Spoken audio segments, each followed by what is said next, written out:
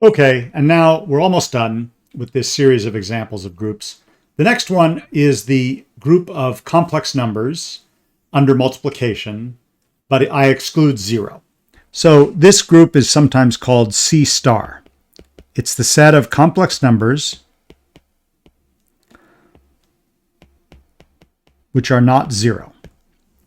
And so a typical complex number is of the form a plus bi, where a and b are real numbers, and I squared is -1.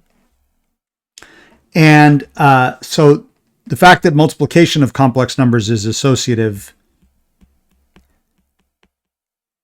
is something that you should probably have seen when you looked at the complex numbers before.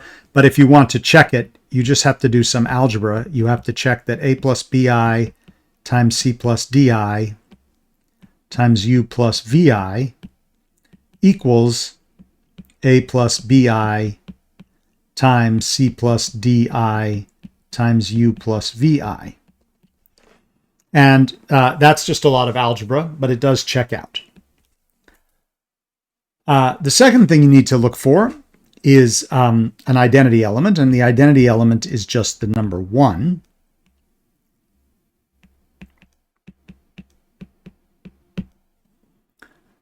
And finally, inverses. Well, the inverse of a complex number a plus bi is the conjugate divided by the norm. And since the complex number is not 0, you know that a squared plus b squared isn't 0, so this makes sense. And then you can just check that a plus bi times a minus bi over a squared plus b squared is 1. And this is an abelian group because multiplication of complex numbers is the same in either order. And again, you could check that just by looking at a plus bi times c plus di, which works out to be ac minus bd plus bc plus adi. And if you do it in the other order, you get exactly the same answer, since the multiplication of the real numbers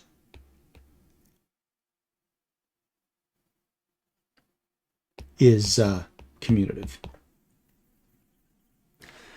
And then, just to add a slight variation on this, if you restrict yourself, if you take the set, and I need a name for it, so I'm going to call it S, which is going to be the collection of x in the complex numbers, such that the norm of x is 1. So this is the collection of things of the form a plus bi,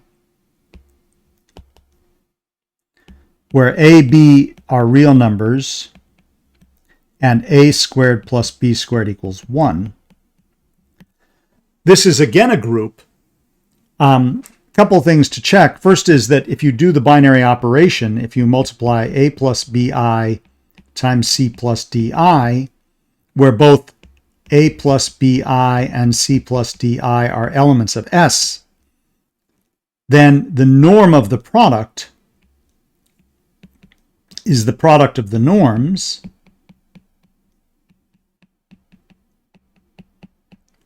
which is again 1. So the binary operation of multiplication, if you multiply complex numbers of norm 1, you get another complex number of norm 1. And so you can think, so therefore there is a binary operation on this set. And then the fact that the inverse is still 1, because 1 is in S, it's a complex number of norm 1. And the inverse of a plus bi is a minus bi over a squared plus b squared, which is just a minus bi, since a squared plus b squared equals 1. And the norm of a minus bi is again 1, so it's in S.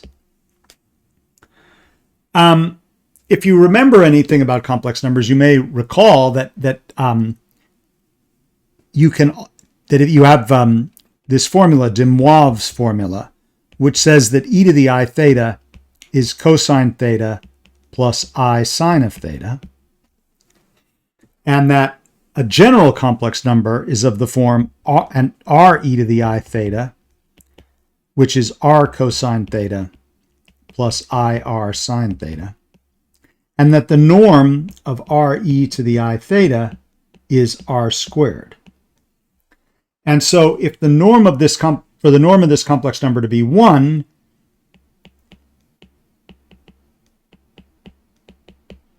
it's if and only if r is plus or minus 1. But if r were minus 1, then you can change theta by adding, since e to the I pi is minus 1, minus e to the I theta is the same as e to the I pi times e to the I theta, which is e to the I theta plus pi. In other words, S can also be written as the collection e to the I theta, where theta is an angle between 0 and 2 pi. And from that point of view, the group operation e to the I theta 1 times e to the I theta 2 is just addition of angles. So another way to think about the group S is that it is the circle, the complex numbers of norm 1, and that the group operation, if you think of these points as being given by angles, you add their angles and you go around the circle, and if you go past 2 pi, you fix it so that you're between 0 and 2 pi. So that's two different points of view on this group of complex numbers of absolute value 1.